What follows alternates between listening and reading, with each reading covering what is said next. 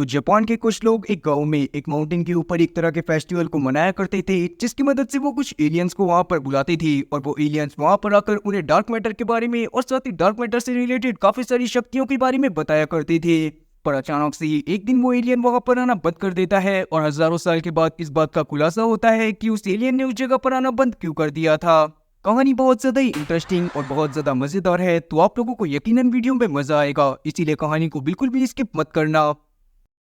तो कहानी की शुरुआत में हम लोग एक मैसेंजर को देख पाते हैं जो कि मोरकामी के साम्राज्य में आया था, और वहां पर हम लोग उसकी बातों से जान पाती हैं कि असल में उसके राज्य के राजा ये चाहते हैं कि वो मोरकामी के राज्य में आने वाले एक माउंटेन को सीज कर ले, और दूसरे राज्य का राजा ये सब इसी वजह से करना चाहता था ताकि वो उस माउंटेन के ऊपर एक सुंदर सा कास्टल बना सके। अब इस बात को जानने के बाद मोरकामी को बहुत ज्यादा गुस्सा आता है और वो तुरंत ही गुस्से में मैसेंजर को जान से मारने का ऑर्डर दे देता है और डिसाइड करता है कि वो अपने विलेज को किसी भी हालत में प्रोटेक्ट करेगा। पर कुछ समय बाद हम लोग देखते हैं कि बिल्कुल वही होता है जिस बात का डर था। मोरकामी के सामने दूसरे राज्य का राजा अपनी पूरी सेना लेकर आ गया था ताकि वो मोरकामी के साम्राज्य में आने वाले एक माउंटेन को सीज कर सके। मोरकामी की सेना उस राजा की सेना के सामने बहुत ज्यादा छोटी थी, इसीलिए वो राजा घमंड में आ जाता है और उसे लगने लगता है कि वो मोरकामी की सेना को बहुत आराम से हरा देगा। पर जैसे ही वो राजा आगे बढ़ना चालू करता है, वैसे ही मोरकामी के साथ में आए हुए लोग अपने हाथों की मदद से कुछ हैंड साइन बनाते हैं और अचानक से उनके हाथों में कुछ पावर्स आ जाती है जो कि तुरंत ही दूसरे वाले राजा की सारी सेना को खत्म कर देती है।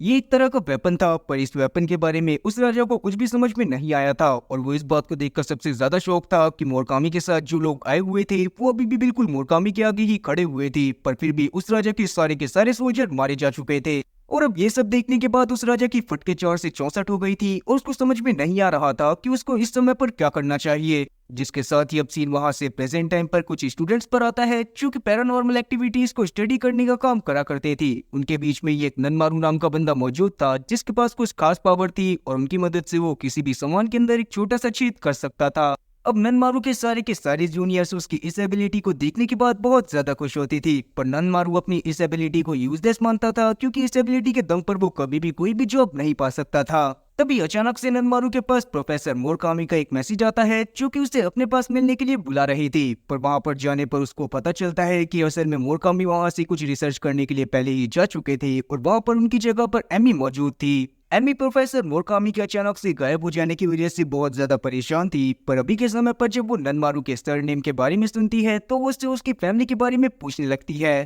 पर ननमारू के हिसाब से उसकी फैमिली में कोई भी खास बात नहीं थी और वो किसी के बारे में इतना ज्यादा नहीं जानता था। इस बात को सुनने के बाद एमी अपने आप शांत हो जाती है और वो ननमारू से आगे कुछ भी नहीं पूछती। जिसके साथ ही अब एक गांव जिसका नाम मारुकावा था जो कि उसी माउंटेन के पास मौजूद था जिसको हमने मूवी की शुरुआत में देखा था, वहां पर हम लोग एक लड़की सूचिको को देख पाते हैं जिसे अचानक से एक बहुत भयानक ड्रीम आता है और वो उससे बहुत ज्यादा घबरा के उठती है। अब सूचिको की ऐसी हालत देखने के बाद तुरंत ही उसकी दादी उसके पास आकर उसे संभालती है। अब अगले दिन हम लोग वापस से ननमारू को उसके दोस्तों के साथ देखते हैं जहाँ पर ननमारू अपने पास्ट को याद करते हुए बता रहा था कि बचपन में उसके दादा को लगता था कि ननमारू एक स्पेशल चाइल्ड है और इसी वजह से ननमारू के दादा हमेशा उसे सिखाने की कोशिश करते रहते थे कि वो अपनी दिमाग की मदद से छोटे छेद को कैसे बड़े छेद में कन्वर्ट कर सकता था। लेकिन ननमारू के हिसाब से ये सब बहुत ज्यादा यूजलेस था और उसे इस सब में बिल्कुल भी इंटरेस्ट नहीं था, इसलिए कभी भी उसने अपने दादा की बात नहीं सुनी। अब ननमारू इन सब चीजों के बारे में सोच ही रहा था कि तभी अचानक से एमी उससे अपने पास बुलाती है और एमी की बातों से हम लोग जान पाती हैं कि एमी जब अपनी रिसर्च कर रही थी तब उसे ये बात पता चली थी कि मोरकामी के एंसेस्टर और साथ ही ननमारू के एंसेस्टर पहले के टाइम पर एक साथ रहा करते थे,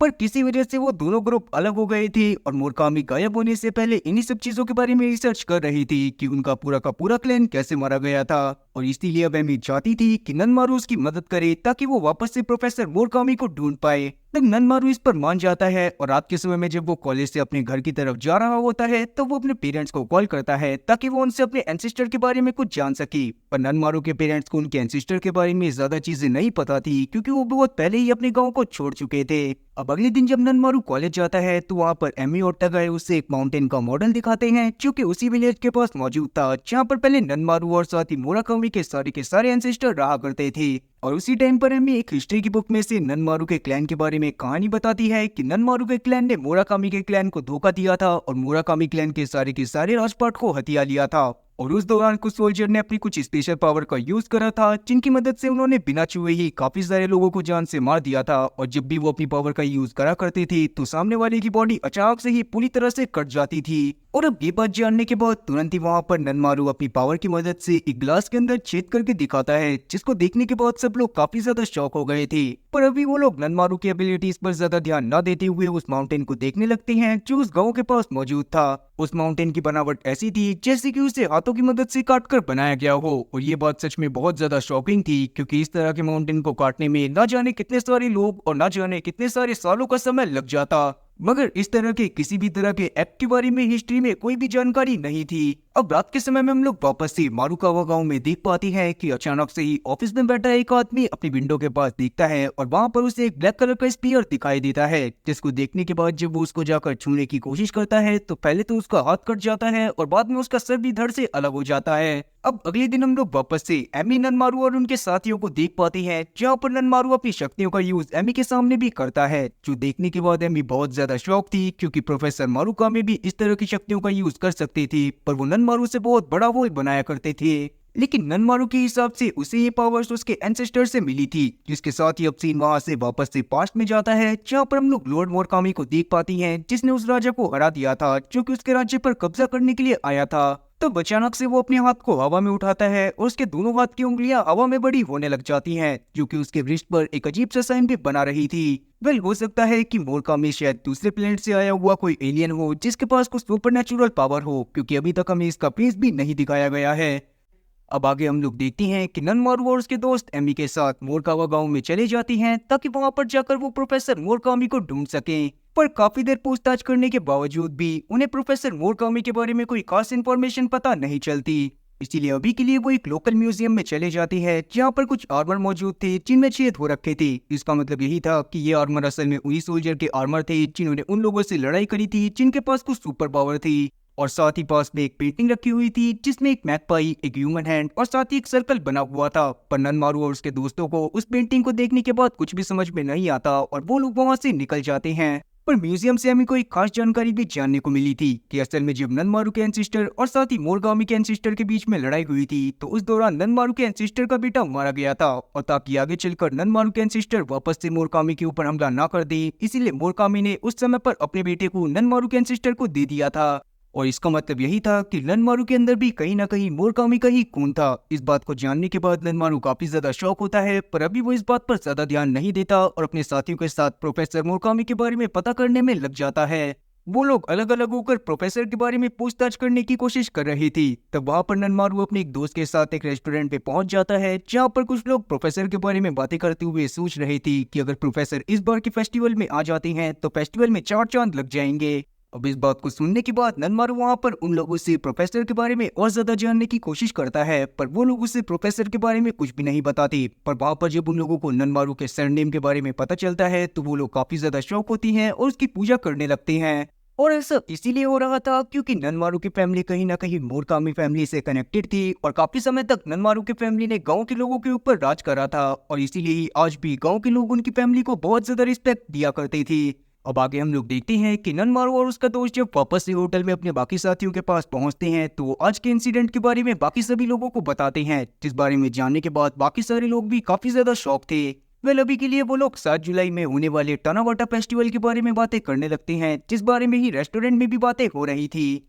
उस दिन पर असल में ये खास बात होती थी कि स्टार वीगा और कॉन्स्टेलेशन लायरा कॉन्स्टेलेशन एक्विला की वजह से मिल्की वे में एक दूसरे के बहुत ज्यादा पास आ जाती थी, और उन्हें देखने पर ऐसा लगता था जैसे यूनिवर्स स्पेस के बीच में कुछ मैगपाई टाइप की स्ट्रक्चर उनके बीच में एक ब्रिज बना रहे हों। और क्योंकि साल में ऐसा सिर्फ एक बार होता था, इसलिए वहाँ के लोग उसे फेस्टिवल के रूप में बनाया करते थे। अब अगले दिन हम लोग देखते हैं कि ननमारू अपने साथियों के साथ एक माउंटेन के ऊपर जाता है, जहाँ पर 7 स्टोन रखे हुए थे, और उसी जगह पर टानावाटा फेस्टिवल को 7 दिन के लिए मनाया जाने वाला था। फिर उस जगह को देखने के बाद वो लोग वापस से अपने होटल में आ जाते हैं। उसी दौरान हम लोग सूचिको को देखते हैं, जो कि ननमारू को देखने के लिए आई हुई थी, क्योंकि उसे ये बात पता चली थी कि ननमारू असल में ननमारू क्लैन से बिलोंग करता है। वहाँ पर ननमारू अपनी पावर की मदद से एक सोडा कैन में छेद करके भी दिखाता है, पर सूचिको उससे ज्यादा इंप्रेस नहीं होती। उसे लग रहा था कि शायद ननमारू के पास भी पहले के लोगों की तरह बहुत ज्यादा पावर होगी, जिससे वो बड़े बड़े छेद कर सकता होगा। इसीलिए अभी वो थोड़ा डिसअपॉइंट होती हुई वहां से चली जाती है। रात में हम लोग एमी को देखते हैं जो कि काफी ज्यादा परेशान थी क्योंकि अब तक उसे प्रोफेसर के बारे में कोई भी क्लू नहीं मिला था। इसीलिए वो डिसाइड करती है कि वो अपने सभी साथियों के साथ टोक्यो में वापस लौट जाएगी।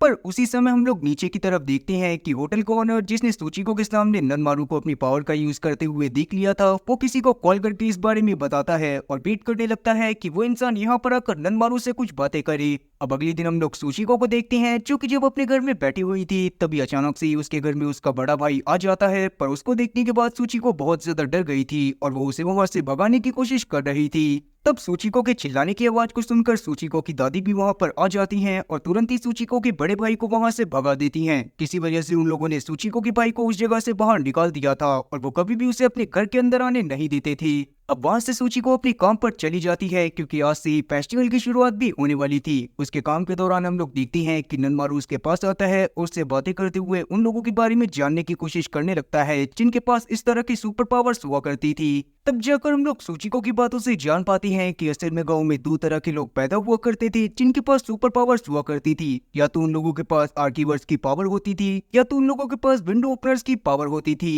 सूचिको खुद भी एक विंडो ओपनर थी और उसने इस बारे में अब तक किसी को भी नहीं बताया था क्योंकि वो एक नॉर्मल लाइफ ही बिताना चाहती थी। ननमारू के पास असल में आर्कीवर्स की पावर थी और दुनिया में अब तक सिर्फ 5 ही आर्कीवर्स बचे हुए थे। वो लोग आपस में लड़ाई करा करते थे ताकि वो उस माउंटेन के प्रीस्ट बन सके जिस माउंटेन पर तानाबाटा फेस्टिवल को बनाया जाता था। पर क्योंकि उन लोगों में से कोई भी वर्दी नहीं था इसलिए उनमें से किसी को भी माउंटेन का प्रीस्ट नहीं बनाया गया। पर वहां पर ननमारू को ये बात समझ में नहीं आती कि आखिरकार एक मामूली से माउंटेन का मामूली सा प्रीस्ट बनकर क्या होगा। इसीलिए वो सूचिको को अपनी बात से थोड़ा सा हर्ट कर देता है और सूचिको वहां से चली जाती है। वहीं दूसरी तरफ हम लोग एमी और टगाई को देख पाती हैं जो कि जब आसपास के एरिया में घूम रहे थे तभी अचानक से ही उन्हें माउंटेन के ऊपर एक अजीब सी रोशनी चमकती हुई दिखाई देती है, जिसको देखने के बाद वो लोग माउंटेन पर चेक करने के लिए चले जाते हैं कि आखिरकार वहां पर वो क्या रहा था। ऊपर जाकर जब वो लोग छुपकर उस जगह का नजारा देखते हैं तो उन्हें ये बात पता चलती है कि उस जगह पर असल में कुछ लोग हाथों में मशाल लेकर और सफेद कपड़े पहनकर डांस करते हुए किसी को खुश करने की कोशिश कर रहे थे। वहां पर एक ऐसा आदमी भी मौजूद था जिसने लॉर्ड मोरकामी की तरह ड्रेसअप करा हुआ था और अभी के समय पर उसका जरा सा भी चेहरा दिखाई नहीं दे रहा था। वो आदमी वहां पर किसी तरह का रिचुअल करता है और बाद में अपने सभी साथियों के साथ वहां से निकल जाता है। जिसके बाद जब एमी और साथी टगाई उस जगह पर जाकर देखती हैं तो उस जगह पर उन्हें पता चलता है कि वो 7 स्टोन जो कि उन्होंने सुबह देखे थे अब वो वहां पर सिर्फ 6 ही बचे हुए थे। और इसका मतलब शायद ये भी हो सकता था कि रोज रात में वहां से एक स्टोन को हटा दिया जाता होगा क्योंकि उनका फेस्टिवल भी सिर्फ एक हफ्ते का ही हुआ करता था। दूसरी तरफ हम लोग वापस से सूचिको के भाई तकाशी को देख पाते हैं जो कि जब रास्ते से जा रहा था तभी अचानक से ही कुछ लोकल लोग उसके ऊपर हमला कर देते हैं और उसे मारने लगते हैं। पर जैसे ही उन लोगों के हमले की वजह से तकाशी के माथे से उसका कपड़ा हटता है तो वो लोग देखते हैं कि तकाशी के माथे पर एक बहुत ही बड़ा मणि लगा हुआ था, जिसको देखने के बाद वो लोग डर जाती हैं और वहां से भाग जाते हैं। पर वहां पर तकाशी अपनी आर्कीवर पावर्स का यूज करता है और एक स्पीयर को बनाकर उन लोगों के पैरों के पास छोड़ देता है, जिससे अचानक से ही उन लोगों के पैर पूरी तरह से कट गए थे।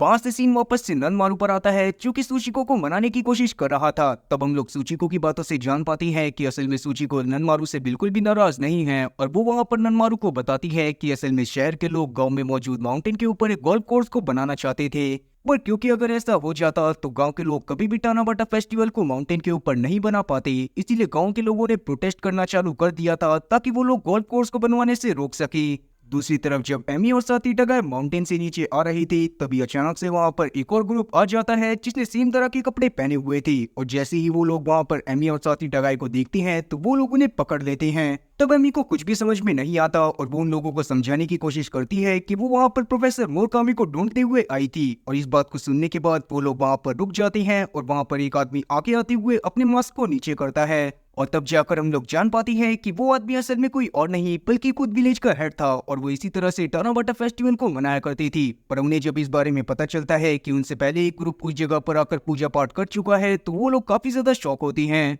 तब वो इस बारे में एमी से और ज्यादा पूछताछ करने के बाद उससे माफी मांगते हैं और बाद में उसे इस बात की कंफर्मेशन दे देते हैं कि प्रोफेसर मोरकामी अभी भी जिंदा है और वो गांव में भी आई थी। पर उन लोगों ने एमी को इस बारे में कुछ भी बताने से साफ इनकार कर दिया था कि प्रोफेसर मोरकामी वहां से कहां पर गए थे। अब क्योंकि एमी को इस बात की कंफर्मेशन मिल गई थी कि प्रोफेसर मोरकामी अभी भी जिंदा हैं और वो गांव में भी आए थे, इसीलिए वो डिसाइड करती है कि वो गांव में ही रहेगी और वहीं पर रहकर प्रोफेसर मोरकामी को ढूंढेगी। पर वो बाकी सबको वहां से शहर में वापस भेज देती है। तब शहर में वापस जाने से पहले ननमारू ने सुचिको का ईमेल ले लिया था ताकि वो हमेशा टच में रहे। अब ननमारू वहां से सीधा अपने दोस्तों के साथ वापस से शहर में आ गया था, पर जैसे ही वो अपने कॉलेज के पास जाता है वैसे ही वहां पर तकाशी उसे ढूंढते हुए पहुंच जाता है और उससे बातें करने लगता है। अब क्योंकि तकाशी के पास भी बिल्कुल सेम पावर थी और वो जानता था कि उनका यूज कैसे करना है, तो वो ननमारू को उन्हें यूज करना सिखाता है और साथ ही ननमारू को ये चीज भी सिखाता है कि कैसे वो छोटे चीज से थोड़ा सा बड़ा चीज चीजों में कर सकता था। और तब ननमारू ने तकाशी की गाइडेंस में अपना पहला स्पीयर बना लिया था और तब जाकर हम लोग तकाशी की बातों से ये बात भी जान पाते हैं कि असल में उस स्पीयर को स्पीयर बियॉन्ड रियलिटी बोला जा सकता है, जो कि एक तरह के डार्क मैटर की तरह है और वो किसी भी चीज को पूरी तरह से गायब करने की ताकत रखता है।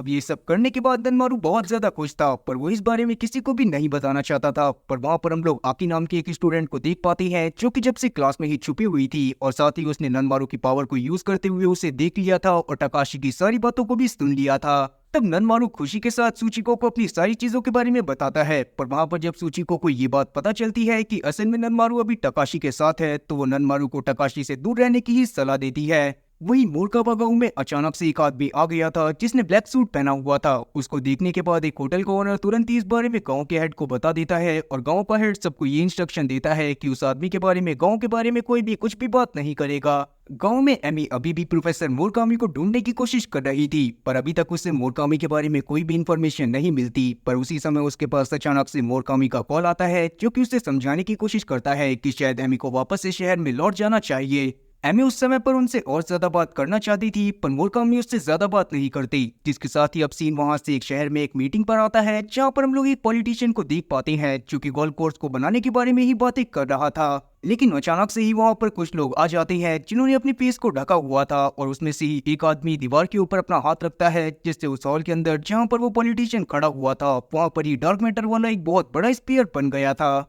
तब पॉलिटिशियन को कुछ भी समझ में नहीं आता कि आखिरकार ये सब चल क्या रहा है, इसीलिए वो उस स्पीयर के ऊपर हाथ रखता है। पर जैसे ही वो ऐसा करता है वैसे ही उसकी आधी बॉडी पूरी तरह से कट जाती है, जो देखने के बाद वहां पर मौजूद सारे लोग बहुत ज्यादा डर गए थे। पर वहां पर हम लोग उस आदमी को देखते हैं जिसने वो स्पीयर बनाया था, वो उन सबको भी जान से मार देता है। अब यहाँ पर नोटिस करने वाली बात ये थी कि असल में इस आदमी की उंगलियां हद से ज्यादा बड़ी थी, जैसे कि लॉर्ड मोरकामी की हुआ करती थी। अब रात के समय में ननमारू अपने बाकी दोस्तों को अपनी न्यू पावर दिखाता है, जो देखने के बाद कहीं ना कहीं उसके दोस्त काफी ज्यादा डर गए थे, क्योंकि सीरीज की शुरुआत में जो मोरकावा में मर्डर हुआ था वो ऐसी ही पावर की वजह से हुआ था। दूसरी तरफ हम लोग बैरन नाम के एक आदमी को देख पाते हैं जिसके पास एक पुलिस ऑफिसर आता है और उसे वो सीसीटीवी फुटेज दिखाता है जिसमें बिल्डिंग के अंदर ही काफी सारे लोगों और उस पॉलिटिशियन को मार दिया गया था जो कि गोल्फ कोर्स के बारे में बातें कर रहा था। अब बैरन उस तरह की पावर को देखने के बाद काफी ज्यादा खुश होता है, पर उसके हिसाब से मोरकावा में जो मर्डर हुआ था वो भी उसी आदमी ने करा था जिसने यहाँ पर मौजूद सारे पॉलिटिशियन और लोगों को मारा था। और बैरन काफी समय से ऐसे ही आदमी की तलाश कर रहा था जो कि इतना ज्यादा ही पावरफुल हो। पर वहां पर हम लोग बैरन की बातों से ये बात भी जान पाते हैं कि असल में ये आदमी भी वर्दी नहीं है, क्योंकि कहीं ना कहीं इसने मोरकावा में जो मर्डर करा था वो भी बुनियाद था।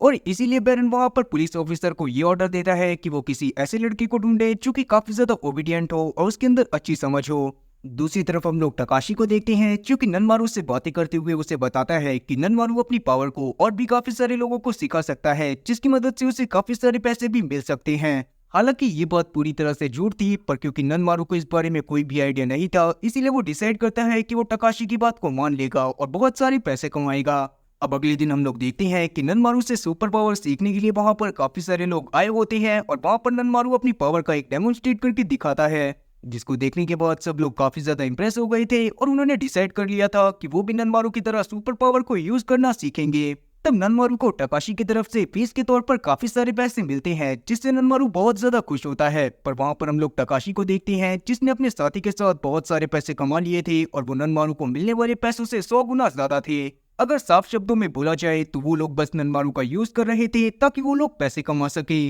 और तब रात में तकाशी और का साथी ननमारू के बेवकूफ होने की वजह से उसका मजाक बना रही थी, पर उसी दौरान हम लोग आकी को देख पाते हैं जो कि इन सबको रिकॉर्ड कर लेती है। और फिर अगले दिन जब ननमारू वहां पर आता है तब आकी उसे वो रिकॉर्डिंग सुना देती है जो कि तकाशी और उसके दोस्त बातें कर रही थी, जो सुनने के बाद ननमारू को बहुत ज्यादा गुस्सा आता है और वो डिसाइड करता है कि अब वो वहां पर किसी को भी इन सब चीजों के जाल में नहीं फंसाएगा। अब वहां से सीन सूचिको पर आता है जो कि अपनी मॉम की ग्रेव के पास गई हुई थी। वहां पर अचानक से एक आदमी पहुंच जाता है जिसने मास्क पहना हुआ था और उसको देखने के बाद सूचिको बहुत ज्यादा खुश होती है। तब सूचिको की बातों से हम लोग जान पाते हैं कि उस आदमी का नाम यूरोकी मोरकामी था और उसको देखने के बाद सूचिको बहुत ज्यादा खुश हुई थी क्योंकि यूरोकी मोरकामी असल में खुद भी एक बहुत बड़ा आर्चीवर था और वो बहुत बड़े बड़े स्पीयर्स को बना सकता था। अब रात के समय में हम लोग सूचिको के घर में देखते हैं कि काफी सारे गांव के लोग उसके ग्रैंडफादर के पास आए हुए थे जिनके पास भी काफी सारी पावर्स थी और उनके सर पर भी एक मणि लगा हुआ था और साथ ही उनके हाथ पर भी एक मणि लगा हुआ था। वो असल में खुद ही गांव में मौजूद माउंटेन के प्रीस्ट थे और हमेशा उस माउंटेन को प्रोटेक्ट करने की कोशिश करा करते थे। तो वहां पर हम लोग गांव के लोगों की बातों से जान पाती हैं कि असल में उन्होंने जो ब्लैक सूट वाले आदमी को देखा था वो आदमी असल में आर्कीवर्स के बारे में पता कर रहा था। अब क्योंकि सूचिको के ग्रैंडफादर इस बात को नहीं चाहते थे कि गांव का सीक्रेट गांव से बाहर जाए, इसीलिए वो डिसाइड करते हैं कि वो इस बारे में कभी भी किसी को भी कुछ भी नहीं बताएंगे। वहीं हम लोग यूरोकी मोरकामी को देख पाते हैं जो कि सीधा बैरन के पास पहुंच जाता है जिसे इस बात का पता था कि बैरन ने ही अपने साथियों को भेजा था ताकि वो गांव में जाकर आर्कीवर्स के बारे में पता कर सके। तब यूरोकी वहां पर बैरन को गांव से दूर रहने के लिए बोलता है, पर बैरन वहां पर अपने कुछ साथियों को बुला लेता है ताकि वो वहां पर यूरोकी को जान से मार सके। पर वहां पर यूरोकी अपनी पावर की मदद से बहुत आराम से उन सभी लोगों को जान से मार देता है और अपने मास्क को हटाता है। यूरोकी असल में पावर रेंजर एसपीडी के किसी मॉन्स्टर की तरह लगा करता था जिसको देखने के बाद बैरन की भी फटके 4 से 64 हो गई थी। पर वहां पर यूरोकी डिसाइड करता है कि वो बैरन के लिए एक आर्कीवर को ढूंढ देगा ताकि वो बैरन से गांव वालों का पीछा छुड़वा सके। दूसरी तरफ हम लोग टोक्यो में ननमारू को देखते हैं जो कि काफी ज्यादा परेशान था और रास्ते से जा रहा था। वो परेशान असल में इसी वजह से था क्योंकि उसके पास बिल्कुल भी पैसे नहीं बचे थे और उसे अपना घर खर्च चलाने में भी काफी ज्यादा दिक्कत हो रही थी। तब वो एक ऐसी जॉब करने का डिसाइड करता है जहाँ पर वो अपनी पावर का भी यूज कर पाए। अचानक से ही तब उसकी नजर एक गाड़ी के ऊपर पड़ती है जिसमें एक बच्चा फंस गया था और बाहर लोग उसको खोलने की कोशिश कर रहे थे। कुछ समय में गाड़ी में भी आग लगने वाली थी जो देखने के बाद तुरंत ही वहां पर ननमारू अपनी पावर का यूज करते हुए गाड़ी के ग्लास को तोड़ देता है और उस बच्चे को बाहर निकाल देता है। पर इस इंसिडेंट की वीडियो बनाकर किसी ने इंटरनेट पर पब्लिश कर दिया था और सब लोग उसको देखने के बाद काफी ज्यादा शॉक हो रहे थे। और अब जब बैरन को इस बारे में पता चलता है कि टोक्यो में भी एक आर्कीवर मौजूद है और वो लोगों की मदद भी कर रहा है तो वो डिसाइड करता है कि वो ननमारू को ही अपना आर्कीवर बनाएगा और उसके साथ किसी तरह की डील करेगा। दूसरी तरफ जब गांव वाले लोगों को इस बारे में पता चलता है कि उनकी पावर के बारे में बाहर के लोगों में भी चर्चा हो रही है तो उन्हें लगने लगता है कि शायद टकाशी की वजह से ये सारी चीजें हुई होंगी और वो लोग डिसाइड करते हैं कि वो लोग टोक्यो में जाकर किसी तरह से टकाशी को पकड़ेंगे। दूसरी तरफ जब ननमारू अपने दोस्तों के साथ बैठा होता है तो उसे ये बात समझ में नहीं आ रही होती कि वो किस तरह का काम कर सकता है जिसमें वो अपनी पावर का भी यूज कर सके। पर वहां पर उसके दोस्त उसे सजेस्ट करते हैं कि वो अपनी पावर की मदद से किसी भी चीज को गायब कर सकता है, बेशक से वो कूड़ा ही क्यों ना हो, तो उसे कूड़े का काम कर लेना चाहिए। तब ननमारू भी इस चीज पर मान गया था। पर अचानक से ही वो अपने फोरहेड पर नोटिस करता है कि उसके फोरहेड पर भी किसी तरह का मणि सा निकलता हुआ आ रहा था और वो काफी ज्यादा शॉकिंग था। तब जाकर ननमारू को ये बात भी समझ में आती है कि वो जितना ज्यादा अपनी पावर का यूज कर रहा है उतना ही ज्यादा वो मणि उसके सर से बाहर निकल रहा है। अब एक दिन हम लोग सूचिको को देखते हैं जो कि अचानक से टोक्यो में आने के बाद तुरंत ही एमी से जाकर मिलती है और उससे माफी मांगते हुए उसे बताती है कि असल में गांव वालों ने उससे किसी बात की वजह से झूठ बोला था कि प्रोफेसर मोरकामी वहां पर नहीं थी, जबकि वो पूरा टाइम वहीं पर ही मौजूद थी और वहां पर प्रोफेसर मोरकामी ने काफी बार एमी को भी देखा था। अब एमी वहां पर सूचिको से और कुछ पूछ पाती तभी अचानक से वहां पर ननमारू आ जाता है क्योंकि जब सूचिको को वहां पर देखता है तो वो बहुत ज्यादा खुश होता है। पर जब सूचिको उसके सर पर वो मणि देखती है तो उसे बहुत ज्यादा बुरा लगता है क्योंकि उसे लग रहा था कि शायद ननमारू भी एक नॉर्मल लाइफ ही जीना चाहता होगा। पर अभी वो इस बारे में ज्यादा नहीं सोचती और ननमारू और साथी एमी के साथ उस जगह पर जाने लगती है जहाँ पर तकाशी अभी भी अपनी पावर की मदद से भोले भाले लोगों को बेवकूफ बना रहा था कि वो भी उन भोले भाले लोगों को जादू सिखा सकता है जिससे वो किसी भी चीज को डिस्ट्रॉय कर सकती थी। पर तभी अचानक से वहां पर विलेज का हेड और साथ ही गांव के काफी सारे लोग पहुंच जाते हैं जो कि तकाशी को रोकने के लिए आए हुए थे। वो लोग वहां पर सभी भोले भाले लोगों को समझाने की भी कोशिश करते हैं कि आर्गीवर असल में बचपन से ही इन पावर का यूज कर सकते हैं और अभी वो किसी भी उम्र में इस पावर को नहीं सीख सकते। पर वहां पर बैठे लोगों को तकाशी की बातों पर ज्यादा भरोसा हो रहा था और वो गांव के लोगों की बातों पर बिल्कुल भी भरोसा नहीं कर रहे थे। पर अचानक से ही हम लोग देखते हैं कि उस बिल्डिंग में एक छेद हो जाता है जो कि काफी बड़ा छेद था। फिर जब तकाशी उस छेद से बाहर जागता है तो नीचे यूरुकी खड़ा हुआ था जो कि तकाशी को अपने पास बुलाता है। तब यूरुकी भी तकाशी को बिल्कुल सेम बात बोलता है। अब क्योंकि यूरुकी सच में बहुत ज्यादा पावरफुल था और तकाशी उसकी बात को नहीं टाल सकता था, इसीलिए वो यूरुकी की बात को मान लेता है। पर वहां पर बैठे लोग इस बात से बहुत ज्यादा गुस्से में आ जाते हैं और यूरुकी को उल्टा सीधा बोलने लगते हैं। जिस बात से गुस्सा होते हुए यूरुकी ने अपने एक हाथ की मदद से स्पीयर को बना लिया था और बिल्डिंग के उस हिस्से को उड़ा दिया था जहाँ पर वो सारे के सारे लोग बैठकर जादू सीखने की कोशिश कर रहे थे। यूरोकी के हाथ भी असल में बहुत ज्यादा बड़े थे, जो देखने के बाद सब लोग काफी ज्यादा डर गए थे। पर वहां पर यूरोकी एक्सप्लेन करता है कि इस तरह की पावर को यूज करने वाले लोग काफी ज्यादा स्पेशल होते हैं और हजार साल की प्रैक्टिस करने के बावजूद भी कोई आम इंसान इन पावर को यूज नहीं कर सकता, और जो लोग इस पावर को यूज करते हैं वो बचपन से ही इन पावर के साथ ही पैदा होते हैं।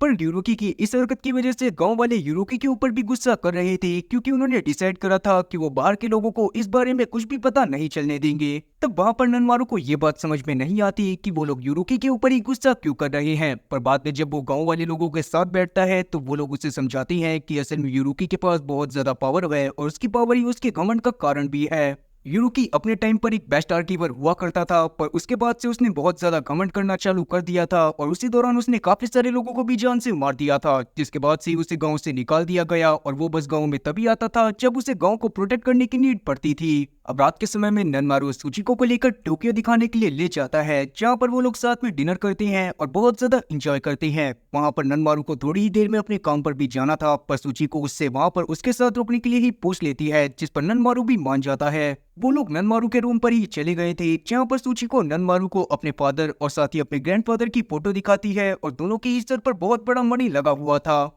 सुचिको के पिता का नाम यूरी था और वो गांव के बहुत बड़े आर्कीवर और साथ ही माउंटेन के प्रीस्ट भी थे, पर वो हमेशा से चाहती थी कि टकाशी भी बिल्कुल उनके जैसा बने और इसी वजह से वो टकाशी को हमेशा बहुत ज्यादा टॉर्चर भी करा करते थे। टकाशी को अपना पहला स्पीयर बनाने में काफी ज्यादा दिक्कत आई थी, पर इस बात की वजह से यूरी उसके ऊपर हमेशा गुस्सा करा करते थे और हमेशा उससे एक्सपेक्ट करते थे कि वो बिल्कुल उनकी तरह ही बहुत बड़े बड़े स्पीयर्स बनाए।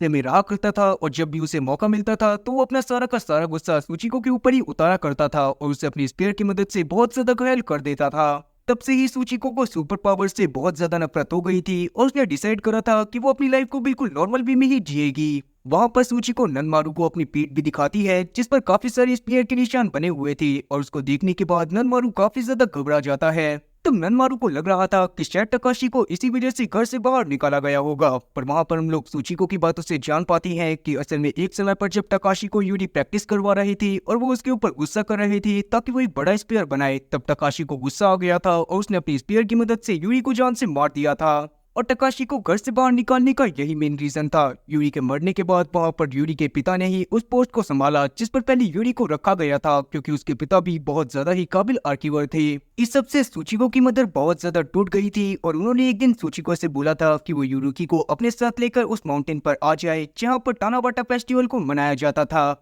यूरुकी उस समय तक बहुत ज्यादा पावरफुल हो चुका था और उसने अपनी ह्यूमन फॉर्म को भी खो दिया था, क्योंकि जो लोग अपनी पावर का बहुत ज्यादा यूज करा करते थे वो बिल्कुल एलियंस की तरह दिखने लगते थे। साथ ही उसी समय पर हमें ये बात भी पता चलती है कि असल में गांव में जितने भी विंडो ओपनर है उनको एक बहुत अजीब सा ड्रीम आया करता है, जिसमें वो अपने आप को एक अलग ही रियलिटी में पाते हैं जो कि मिल्की वे से काफी ज्यादा दूर थी। और क्योंकि सुचिको खुद भी एक विंडो ओपनर थी, इसीलिए उसे भी इस तरह के ड्रीम्स आया करते थे और उसने इस बारे में यूरुकी को भी बताया था। तब यूरुकी ने उसे बताया था कि ये सारे ड्रीम असल में सारे विंडो ओपनर्स को आते हैं और यूरुकी को भी ये ड्रीम्स आया करते थे, क्योंकि वो कहीं ना कहीं अपनी पावर के मामले में मास्टर लेवल पर पहुंच गया था। खैर, यूरुकी जब सुचिको की मम्मी के पास जाकर उनसे मिलता है तब तक सुचिको की मम्मी कुछ पावर्स का यूज कर अचानक से ही माउंटेन से डिसअपियर हो गई थी और तब यूरुकी भी इस सब से टूट गया था। और क्योंकि यूरुकी का गांव में रहना किसी और को सुचिको की मम्मी के अलावा पसंद नहीं था, इसीलिए उसी समय पर यूरुकी ने भी डिसाइड करा था कि वो गांव को छोड़ देगा और सिर्फ तभी वापस आएगा जब गांव के लोगों को उसकी जरूरत होगी या फिर माउंटेन के ऊपर कोई खतरा होगा।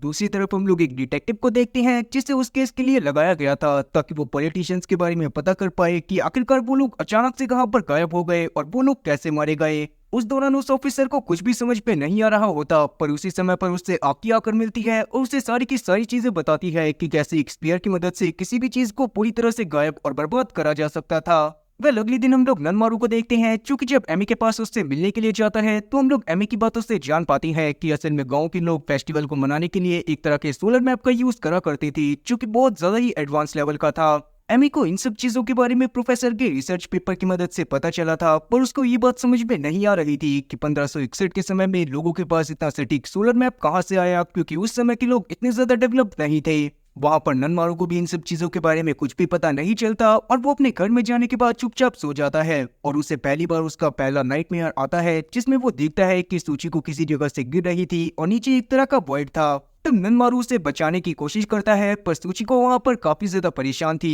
और वो ननमारू को मना कर रही थी कि वो किसी भी तरह से उस जगह पर आने की कोशिश ना करे और वो हमेशा उसी जगह पर रहे जहाँ पर वो रहा करता है। अब ये सब देखने के बाद ननमारू काफी ज्यादा डर गया था पर उसे कुछ भी समझ में नहीं आया था। अगले दिन हम लोग देखते हैं कि एक कार, एक ट्रेन और साथ ही एक एरोप्लेन अचानक से ही हवा से गायब हो जाता है और ये सब देखने के बाद सभी लोग काफी ज्यादा घबरा गए थे। तब आकी और साथ ही वो डिटेक्टिव जो कि पॉलिटिशियन और उसके साथियों के मरने के बारे में इन्वेस्टिगेशन कर रही थी वो यूरुकी का पीछा करने लगते हैं क्योंकि उन्हें लग रहा था कि यूरुकी ने ही ये सब करा है। तब उसी का पीछा करते हुए वो लोग एक जगह पर पहुंचते हैं जहां पर यूरुकी टकाशी से मिलने के लिए आया हुआ था और तब वो टकाशी के सामने ही एक पॉलिटिशियन को भी गायब कर देता है और इससे ये बात साफ हो गई थी कि असल में ये सारी की सारी चीजें यूरुकी कर रहा था ताकि वो अपने विलेज को प्रोटेक्ट कर सके। तब बाकी और साथ ही वो डिटेक्टिव आकर यूरुकी पर इन सब चीजों का इल्जाम लगाने लगती हैं पर वहाँ पर यूरुकी उन लोगों से झूठ बोलता है कि उसने ऐसा कुछ भी नहीं करा और वो उन लोगों की बातों पर ध्यान दिए बिना ही वहाँ से चला जाता है। यूरुकी वहाँ से एक बहुत बड़ी बिल्डिंग पर चला गया था जहाँ पर वो एक बहुत बड़ा स्पीयर बनाकर एक बहुत बड़ी बिल्डिंग को ही वहाँ से गायब कर देता है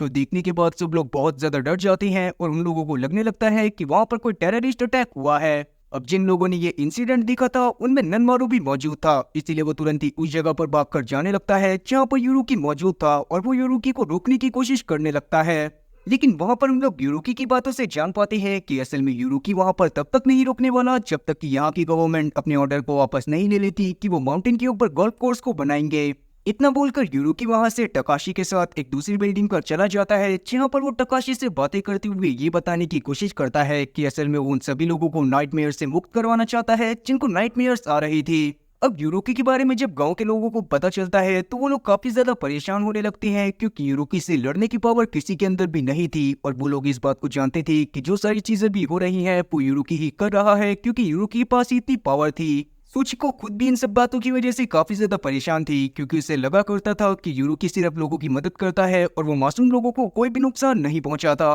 अब टोक्यो शहर में जो हुआ था उससे गवर्नमेंट खुद भी काफी ज्यादा डर गई थी और उन्होंने वहां पर एक क्वारंटाइन लगा दिया था जिसके अकॉर्डिंग कोई भी इंसान अब घर से बाहर नहीं आ सकता था। जिसके साथ ही अब सीन वहां से टकाशी पर आता है क्योंकि ननमारू के घर में जाकर सबसे पहले तो उससे माफी मांगता है और उससे बातें करते हुए उसे बता देता है कि असल में यूरुकी चाहता है कि वो सभी लोगों के नाइटमेयर को पूरी तरह से बंद कर दे। असल में विंडो ओपनर एक तरह से आर्कीवर का ही पहला फेज था जिसके बाद ही अगर कोई विंडो ओपनर बहुत ज्यादा प्रैक्टिस करता है तो वो आर्कीवर बन सकता है। कुछ लोग आर्कीवर की शक्तियों के साथ ही पैदा होते थे और उन लोगों को बिल्कुल भी मेहनत नहीं करनी पड़ती थी। वही विंडो ओपनर आर्कीवर की शक्तियों के साथ पैदा नहीं होते थे पर अगर वो प्रैक्टिस करते तो वो आर्कीवर बन सकते थे। लेकिन ज्यादातर विंडो ओपनर को बहुत ज्यादा डरावने सपने आया करते थे इस वजह से वो कभी भी अपनी पावर के ऊपर फोकस नहीं करना चाहते थे और वो चाहते थे कि वो लोग अपनी नॉर्मल लाइफ को ही बिताएं। तो वहाँ पर हम लोग टकाशी के बातों से ये बात भी जान पाते हैं कि असल में उसने अपने पिता को नहीं मारा था। उसे लग रहा था कि वो अपने पिता से सीखकर एक बहुत महान इंसान बनेगा पर उसके पिता खुद ही अपनी गलती की वजह से मारे गए थे। उस समय पर सुशिको ने सबसे पहले गार्डन में आकर देखा था और उसे लगने लग गया था कि शायद टकाशी ने ही उसके पिता की जान ली है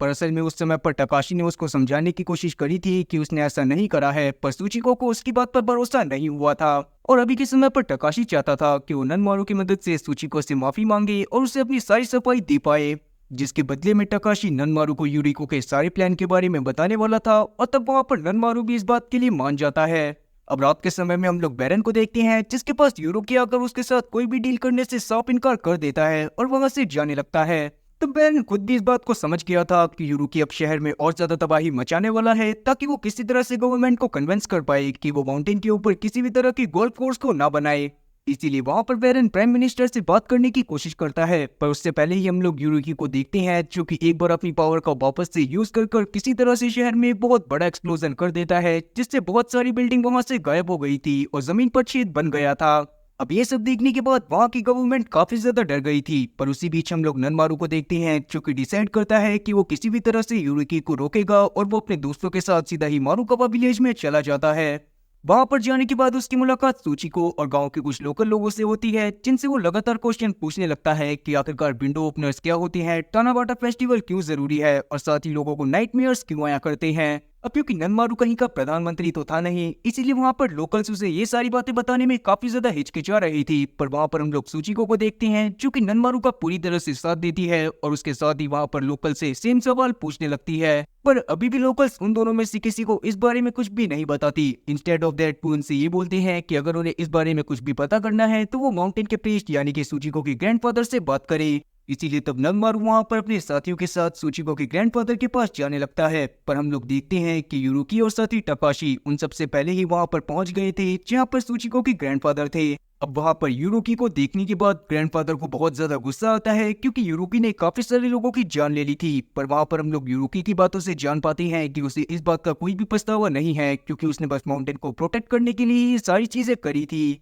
अब ये सारी बातें बताने के बाद यूरुकी वहां से जा ही रहा था कि तभी अचानक से उसे लगने लगता है कि उस जगह पर काफी सारे लोग आ गए हैं जो कि यूरुकी और साथ ही उन लोगों के ऊपर हमला करने वाली हैं जो कि उस जगह पर मौजूद थे। कहीं ना कहीं यूरुकी का शक सही भी था क्योंकि उस जगह पर बैरन के भेजे हुए काफी सारे आर्म सोल्जर आ गए थे जो कि तुरंत ही यूरुकी को देखते हुए उसके ऊपर फायरिंग करना चालू कर देती हैं। तब वहां पर काफी सारी गोलियां ग्रैंडफादर को भी लग गई थी और वो पूरी तरह से मरने की हालत में हो गई थी। तब वहां पर यूरुकी और साथी टकाशी अपनी पावर का यूज करते हुए उन सभी गार्ड्स को मारने लगते हैं जिनको बैरन ने वहां पर भेजा था। और तब जाकर हमें यूरुकी की असली पावर दिखाई जाती है जिसमें उसने एक साथ ही काफी सारे स्पीयर को बना लिया था और उसने वहां पर मौजूद काफी सारे सोल्जर्स को भी जान से मार दिया था। लेकिन नेक्स्ट सोल्जर वहां पर मरने से पहले टकाशी को भी शूट कर देता है जो देखने के बाद वहां पर यूरुकी काफी ज्यादा डर गया था और वो टकाशी को अपने साथ लेकर कहीं पर जाने लगता है। यूरुकी ने वहां से जाने से पहले काफी सारे सोल्जर को जान से मार दिया था। उसी दौरान हम लोग देखते हैं कि सूचिको ननमारू अपने साथियों के साथ सीधा ग्रैंडफादर के घर पर पहुंच जाती है जहां पर वो ग्रैंडफादर को देखते हैं। सूचिको उनकी हालत देखने के बाद काफी ज्यादा परेशान हो गई थी पर वहां पर ग्रैंडफादर उसे सजेस्ट करते हैं कि सबसे पहले वो यूरुकी को रोके क्योंकि यूरुकी इस बात का बदला जरूर लेगा।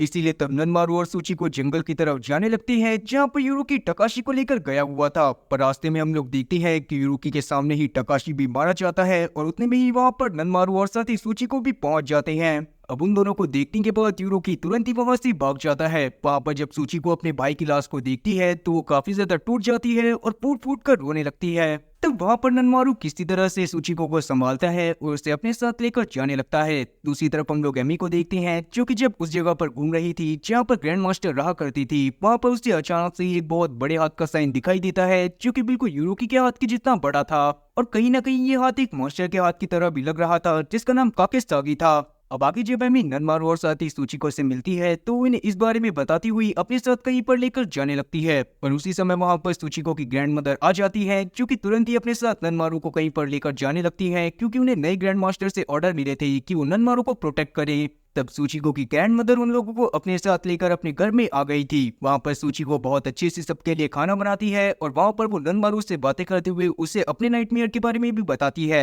जहां पर वो एक तरह की वॉइड में खो जाती थी और वहां पर वो किसी को ढूंढने की कोशिश करती रहती थी। उसके सपने में एक बहुत बड़ा माउंटेन भी मौजूद होता था जिसके ऊपर जब वो जाती थी तो उसे मिल्की वे के बियॉन्ड एक बहुत बड़ा आदमी दिखाई देता था जिसके हाथ भी काफी ज्यादा बड़े थे। वेल अगले दिन हम लोग देखते हैं कि काफी सारे पुलिस वाले ननमारू को ढूंढते हुए सूचिको की ग्रैंड मदर के घर में आ जाते हैं क्योंकि उन्हें इस बात का पता चला था कि ननमारू के पास भी वैसी ही सेम पावर है जैसी कि यूरुकी के पास थी। पर क्योंकि वो लोग ननमारू को भी पकड़ सकते थे इसलिए वहां पर किसी तरह से सूचिको ननमारू को लेकर वहां से भाग जाती है। और रात में हम लोग देखते हैं कि बैरन के भी काफी सारे लोग उस जगह पर आ गए थे ताकि वो यूरुकी को पकड़ सके। पर वहां पर यूरुकी उन लोगों के सामने नहीं आता और साथ ही गांव वाले लोग भी यूरुकी के बारे में कुछ भी बताने से उसे साफ मना कर देते हैं जिससे गुस्से में आकर वहां पर बैरन के आदमी ने जमीन पर फायर करना चालू कर दिया था ताकि वो गाँव के लोगों को डरा सके। वो असल में सिर्फ यूरुकी से बात करना चाहते थे ताकि वो इस बात की कंफर्मेशन ले सके कि यूरुकी अपनी पावर की मदद से कभी भी दुनिया में किसी को भी कोई भी नुकसान नहीं पहुंचाएगा। उतने में ही वहां पर प्रोफेसर मोरकामी पहुंच जाते हैं जिनके सर पर भी बिल्कुल वैसा ही मणि था जैसा कि सूचिको के ग्रैंडफादर के सर पर था। इसका मतलब यही था कि उन्होंने भी अपनी पावर का बहुत ज्यादा यूज करा था और अब उनके सर पर भी एक मणि उगाया था।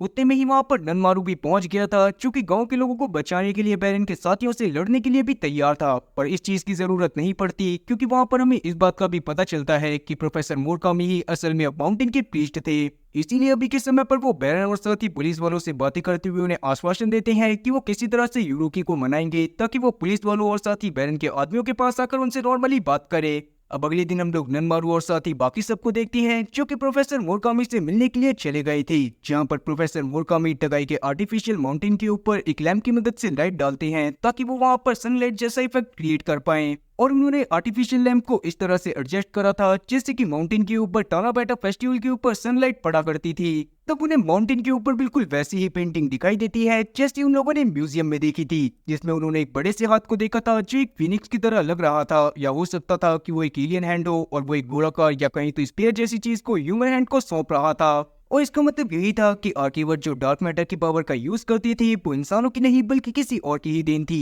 और तब हमें मोरकामी की बातों से ये बात भी पता चलती है कि असल में आज से काफी साल पहले अचानक से ही मोरकावा विलेज में माउंटेन के ऊपर एक बहुत बड़ा स्पेसशिप लैंड करा था, जिसमें से एक ऐसा एलियन निकला था जिसकी फिंगर बहुत ज्यादा बड़ी थी और लोगों को लगता था कि वो भगवान है, इसीलिए उन्होंने उसे काकिसागी नाम दे दिया था। और क्योंकि लोगों को उससे हर बार मिलना अच्छा लगता था और उससे बात करके भी उन्हें बहुत ज्यादा अच्छा लगता था, इसीलिए लोगों ने स्पेसशिप की लैंडिंग वाली जगह पर टाना बाटा फेस्टिवल को मनाना चालू कर दिया ताकि फेस्टिवल में यूज होने वाली टॉर्च की वजह से काकिसागी को गांव का रास्ता गाइड करा जा सके। काकिसागी को भी ये सब बहुत ज्यादा अच्छा लगता था और वो हर साल गांव के लोगों से मिलने के लिए आता था, जहां पर वो उन्हें आर्कीवर्स की पावर और साथ ही ड्रीम ओपनर्स के बारे में बताया करता था। पर एक टाइम ऐसा आया जब काकिसागी ने अचानक से आना बंद कर दिया, जिससे लोग बहुत ज्यादा परेशान हो गए क्योंकि उस वक्त गांव में काफी सारे लोग आर्कीवर तो हो गए थे और वो डार्क मैटर की पावर का यूज करते थे, पर कुछ लोग ऐसे भी थे जो कि विंडो ओपनर की स्टेट पर ही अटके हुए थे। और विंडो ओपनर्स को काफी सारे डार्क मैटर और दूसरी दुनिया से रिलेटेड ड्रीम्स आने लग गए थे जो कि उन्हें काफी ज्यादा परेशान कर रहे थे।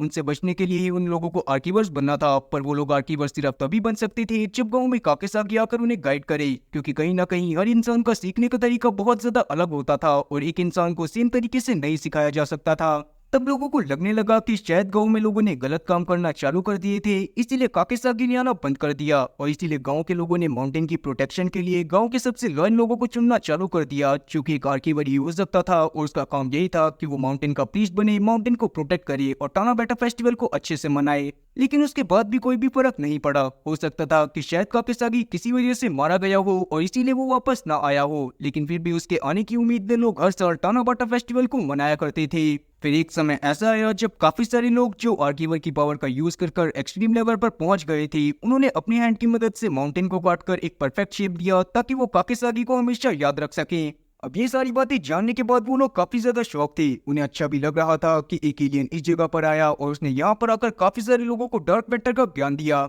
और क्योंकि अभी के समय पर मोरकामी के हिसाब से यूरुकी और साथी सभी लोग शांत हो गए थे, इसीलिए वहाँ पर से ननमारू के काफी सारे लोग जाने का फैसला करते हैं। लेकिन ननमारू वहां से नहीं जाना चाहता था क्योंकि उसके हिसाब से उसे कहीं ना कहीं अभी यूरुकी को रोकना था और उससे बात कर ये भी पता करना था कि अचानक से वो इतना बुरा कैसे बन गया। इस पर मोरकामी भी मान जाती हैं। अब अगले दिन हम लोग देखते हैं कि ननमारू को पता चलता है कि काफी सारे लोगों को बैरन के साथियों ने होस्टेज बना लिया है ताकि वो यूरुकी को वहां पर बुला सके। तब ये बात जानने के बाद मोरकामी तुरंत ही ननमारू और उसके साथियों के साथ उन लोगों को रोकने के लिए जाता है ताकि वहां पर यूरुकी उन्हें पहले आकर जान से न मार दे। लेकिन उन लोगों के पहुंचते ही वहां पर अचानक से ही बैरन के एक साथी ने सभी लोगों के ऊपर फायरिंग करना चालू कर दिया था और उसने बैरन के ही सभी साथियों को जान से मार दिया था। पर बाद में जब वो बंदा अपना मास्क हटाता है तो हम लोग जान पाते हैं कि असल में वो आदमी खुद यूरुकी था। यूरुकी ने वहां पर बैरन के साथियों का भेष इसी वजह से लिया हुआ था ताकि वो बैरन को पहले मार सके, जिसमें वो कामयाब भी हो गया था और अब उसने बैरन के सभी साथियों को खत्म कर दिया था। और तब हम लोग यूरुकी की बातों से जान पाती हैं कि असल में वो अपनी पावर का इतना ज्यादा यूज कर चुका है कि वो काकिसागी की दुनिया को भी ड्रीम में देख सकता है, जिसमें वो स्पीयर की पावर का ही सही से यूज कर जा सकता था।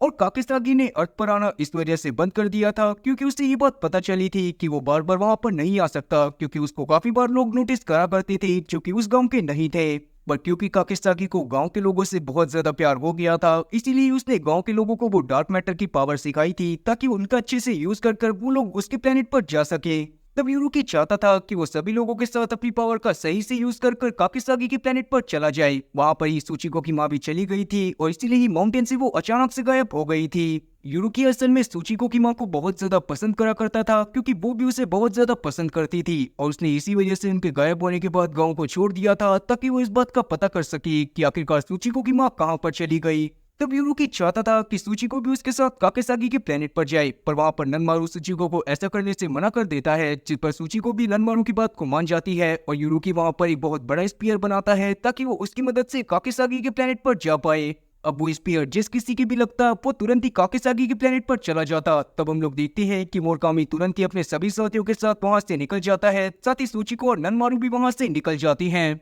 जिसके बाद वो स्पीयर सीधा यूरोकी के ऊपर गिर गया था और यूरोकी वहां से गायब हो गया था। पर वहां पर माउंटेन पर एक बहुत बड़ा एक्सप्लोजन होता है, जिसके बाद हमें सीधा कुछ महीने बाद का सीन दिखाया जाता है। तब हम लोग ननमारू और साथी सुचिको को टोक्यो शहर में देखते हैं, जहाँ पर ननमारू ने अपना खुद का बिजनेस खोल लिया था और अब वो अपनी पावर का बिल्कुल भी यूज नहीं करा करता था। प्रोफेसर मोरकामी अभी भी माउंटेन प्रीस्ट के तौर पर काम कर रहे थे। आकी एक जनरलिस्ट बन गई थी और एमी और साथी टगाए साथ में बहुत ज्यादा खुश थे और हमेशा कुछ न कुछ रिसर्च करते रहते थे। अब अगले साल वापस से ननमारू सुचिको के साथ टानाबाटा फेस्टिवल में जाता है, जहाँ पर सब कुछ पहले जैसा हो रहा था और कुछ लोगों को ये लग रहा था कि कोई ना कोई जरूर वहाँ पर दूसरी दुनिया से आएगा। लेकिन अभी सुचिको और ननमारू को इन सब से कोई भी फर्क नहीं पड़ता, क्योंकि वो दोनों एक दूसरे के साथ बहुत ज्यादा खुश थे। अब इसके साथ ही ये कहानी यहीं पर खत्म होती है। तो उम्मीद है कि एक्सप्लेनेशन अच्छी लगी होगी। अगर एक्सप्लेनेशन अच्छी लगी हो तो चैनल को सब्सक्राइब करना और बेल नोटिफिकेशन को ऑल पर सेलेक्ट करना और वीडियो को भी लाइक करना। मैं ऐसी और मजेदार एक्सप्लेनेशन वीडियोस लाता रहूंगा। खैर, तब तक के लिए टाटा और गुड बाय।